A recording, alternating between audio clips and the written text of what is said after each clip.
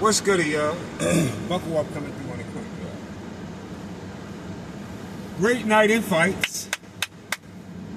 Pretty cool night in fights. You know, that's what's up. What the fuck did I tell y'all about this motherfucking Frank Martin situation? What I tell y'all about that shit with Bark for the Bomb talking all this shit, running his motherfucking pickle holders about this motherfucking Frank Martin. And I keep telling y'all, I told y'all, Frank Martin has not done shit. The only thing Frank Martin has done in his career is got in with Tank and got knocked the fuck out. That's all he did. If you want to credit Frank Martin for anything, that's the only thing that you gonna credit him for. When he got in a motherfucking ring last night, they even said something about they even gave him a credit while they was introducing him. They even made an introduction saying something about how he got in against he formerly tried to take a belt or some shit they tried to make up. They tried to say something for him because they can't say former champion or former this or blah blah blah blah blah. They tried to say something about him actually being the guy trying to take the belt from Tank. What kind of fucking accolade is that? The fuck kind of shit they trying to give up nowadays for a motherfucker? Just cause he Earl Spence fighter? I told y'all that man is not good. He not good at all. That Bartholomew fighter, whatever that guy he just knocked out about 2 months ago, I told y'all, go watch my video. I said the guy was an F or D level opposition. He did what he was supposed to do. The guy was there to be knocked out. Those the kind of opponents, that opponent, Bartholomew or whoever Frank Martin knocked out, like about a month or two ago, they the kind of opponents they used to give Deontay Wilder. Even though Deontay Wilder can't really box, don't got no footwork, blah, blah, blah. That's the same kind of, they the same type of opponents, the opponent that Frank Martin knocked out in his last fight. They the same type of opponents they give them they whole fucking fight. Then they get in there with somebody that can really fight and be lost. Somebody that's really nice with that shit and they be lost. Frank Martin ain't fought nobody. Frank Martin ain't did shit. When y'all be on, motherfuckers be on this channel, somebody over here listening to me now that be on this channel, you be over there, he start to talk about why Shakur ain't fight Frank Martin, why this ain't fight Frank Martin, what's the name? Keyshawn was scared of Frank Martin. Frank Martin said this. Frank Martin pushed up. Tell him to shut the fuck up about Frank Martin.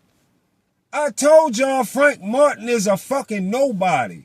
The only reason Bark for the Bone push Frank Martin name is on the strength of the only reason he pushed Frank Martin name is on the motherfucking strength of him being a Earl Spence fighter. That's it. It ain't all for what Frank Martin done. He ain't giving Frank Martin props off nothing he done because he don't have nothing to stand on with Frank Martin. That's why he wouldn't debate me about Frank Martin. Because it was nothing to stand on for Frank Martin. It wouldn't turn into something but getting into street shit because he'd run his mouth the wrong way and then I'ma lean on his bitch ass. Yeah, so that's why he won't debate me about no motherfucking Frank Martin because it was nothing to stand on for Frank Martin. Nothing. Never. Last night, soon as he got on his motherfucking live, I went on his motherfucking, he started calling the fights. I went in his live. I said, Frank Martin better put on a hell of a performance. He better not lose. And he better put on a hell of a motherfucking performance. All that motherfucking talking that you be doing, running your motherfucking mouth about Frank Martin. And what happens? He end up in a motherfucking drawer looking like he lost that motherfucker. Yeah. Against somebody we don't even fucking know about. And the nigga, the Albright guy that he was fighting, he's C plus level at best. That Nahir Albright is C plus level at best. Yeah. And you see how that turned out with him. So now that should shut all the talk up. Y'all should have no more questions about why Shakur don't need to waste his time with a guy like Frank Martin. Frank Martin, he ain't done shit. He got to do some shit for a motherfucker like Shakur to be worrying about him. It's other shit to him. He fooled. Frank Martin is fooled at 140. He fooled at 140. So look forward to him being somebody beating the shit out of him at 140. That's why I don't see why Richard Hitchens ain't took a fight like that yet. Now, speaking on Richard Hitchens, here you go with this bullshit that happened with him. I tell you, them comments look ugly on Richard Hitchens on Twitter last night. Them comments look ugly as a motherfucker. I read like 100 comments on Richard Hitchens, falling out of the fight. Talking about he got sick or whatever happened or whatever. Richard Hitchens can't do no more talking. He need to stay hidden. Don't ever come show his face again until he get a motherfucking opponent. Till he come out and fight.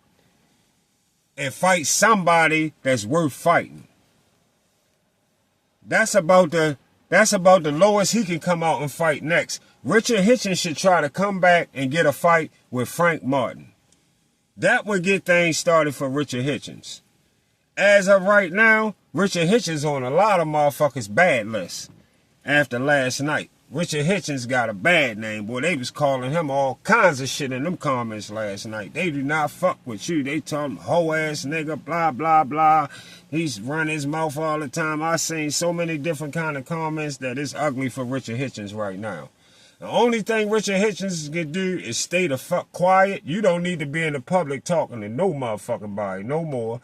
You need to shut the fuck up and come back and maybe get a fight like Frank Martin. You should be wanting to hunt Frank Martin down right now. Shakur, I see why Frank Martin was trying to get most he could get to fight Shakur. Because he knew that he probably was going to the bottom of the barrel after that. That's what that was about. He knew he couldn't beat no motherfucking Shakur. And we could all see last night that Frank Martin can't beat Shakur. You can look in the style, see how he fight. If you know what you're looking at, you know Shakur will beat the fuck out of Frank Martin. It'll be ugly as a motherfucker. Yeah. It'll be super ugly. Yeah. I told y'all, Bark for the Bone does not know, I repeat, he does not know what the fuck he is looking at when he's looking at a fighter. He don't know what the fuck he looking at. He don't know what's good. He like those guys. Those guys that he run, like Deontay Wilder and Frank Martins and all them, he come out of that same bucket. If he was in boxing, he would fit where they fit, be doing the same shit they doing, and eventually getting the shit beat out of him. The same way. He the same kind of fighting motherfucker. The same kind of person. That's why he like these kind of guys. Deontay Wilder, Frank Martin, Earl Spence. Everybody that he like, yeah, he come out of them type of, what's his name, Devin Haney. Those the kind of guys, he one of them kind of guys. That's why he like guys like that. Those not the kind, those styles to me are like, they straight up and down like basic type styles. They straight up and down, it's nothing mixed up in with them. Earl Spence was the best out of all of them name I just named. Earl Spence is the best, and he's still like, he kind of like straight up and down basic too. He don't got no juice on this shit. Yeah. Like, them niggas ain't, yeah. It's just certain shit about them particular type of fighters. Yeah. And then I already knew for sure that Frank Martin definitely is trash. Devin Haney, okay. Devin Haney, a B- level fighter. B-level fighter. I mean, he get in with the right motherfucker, yeah, he getting dealt with. It's going to be easy. Especially at 154. Devin Haney fooled at 154. Like I told y'all. Devin Haney would be fooled at 154. He dumb as a motherfucker because he got his best chances of getting undisputed at 147. And speaking about 147, big ups to Ryan Garcia on picking the WBC belt up. Even though, you know, Ryan Garcia, another okay fighter. That performance, he okay. He did all right. I mean, he looked good. He basically did like a Shakur type of performance with Barrios that Shakur just had. Ryan Garcia ain't a good finisher to me. Like, so many of these guys not finishers to me. Like, they just don't know how to finish. That's why I fucks with Bud. I fucks with Bud. I fucks with way back when looking at any kind of tape with Muhammad Ali. You just got certain guys, Felix Trinidad. These guys was finishers. They know how to finish. Once you buckle, once them legs do the buckle, yeah, they know how to get it over with. I'm very frustrated with fighters that don't know how to get it over with. And Ryan Garcia definitely is one of them. Ryan Garcia, like, to me, he got good speed and all of that, but Ryan Garcia really is a C+ level fighter too. B-, somewhere in there. But congratulations to Ryan Garcia on getting the belt.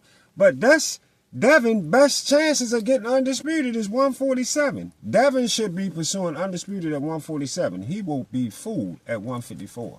Zaya, whoever that is, the dude they talking about at 154, he'll beat the shit out of Devin.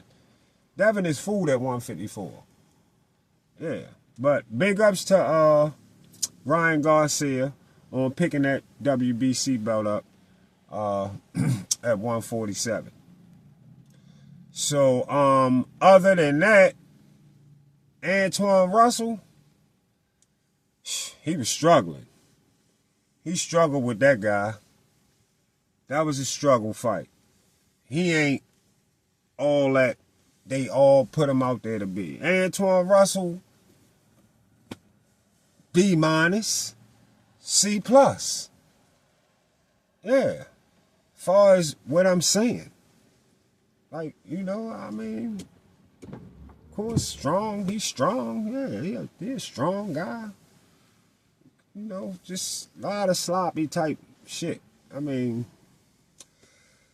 I don't know. I mean, he all right, though. He good. He's okay. But it's nothing to really, like, do a whole lot of bragging about. Shakur should be focusing on undisputed at 140. Shakur Stevenson should definitely be focused on undisputed at 140. That's what he should be worrying about right now.